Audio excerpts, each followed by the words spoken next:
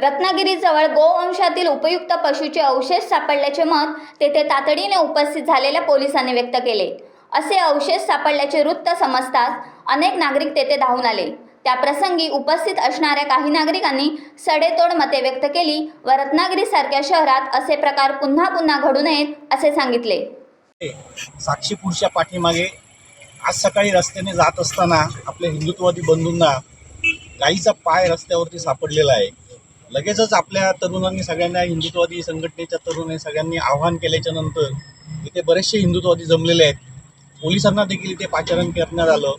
त्याच्या बाजूला बरोबर एक ढिगारा आहे कचऱ्याचा, त्या कचऱ्याच्या ढिगाऱ्यामध्ये काही अवशेष सापडलेले आहेत आणि आम्हाला हा संशय आहे की गोहत्येचा झालेला प्रकार एक आहे रत्नागिरीमध्ये पुन्हा। आणि मागचा जो गोहत्येचा प्रकार झालेला होता ते संशयित आरोपी जो शादाब बलबले म्हणून होता, तर ते शादाब बलबलेवरती काय कारवाई केली किंवा त्याच्याबरोबर जे असणारे सह आरोपी हे पकडले गेलेत की नाही हे देखील याची चौकशी झाली पाहिजे।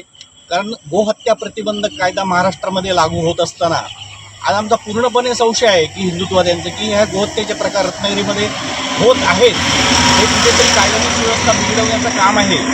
प्रत्येक वेळी कायद्याने सुव्यवस्थेचे धडे आपल्या हिंदुत्ववादी संघटनेला दिले जातात, परंतु मागच्या वेळी देखील आपण ह्याच्याबद्दल मोर्चा काढलेला होता रत्नागिरीमध्ये। विशेष फार मोठी काही कारवाई झालेली अशी दिसत नाही, परंतु आजचा हा फॉरेन्सिक डिपार्टमेंटमध्ये पोलीस प्रशासनाने ते जे काय अवशेष आहेत गाईचे ते नेऊन गेलेले आहेत। त्याच्यानंतर आपण ठरवू की पुढे काय करायचं, परंतु हा 100% संशय आहे की गोहत्या झालेल्याचा आम्ही एक संशय व्यक्त करतो। एक पुरावे सापडल्याच्या नंतर ह्याच्या पुढे जे काय असेल ते आपल्याला करण्यात येईल।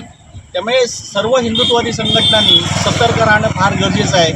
गोहत्या ही राष्ट्रमातेची हत्या आहे आणि ती भविष्यात आपल्या रत्नागिरीमध्ये होता कामा नये आणि जर कोण सापडली असेल तर कायद्याने त्याला शिक्षा झाली पाहिजे अशी आमची मागणी आहे। धन्यवाद। जय श्रीराम।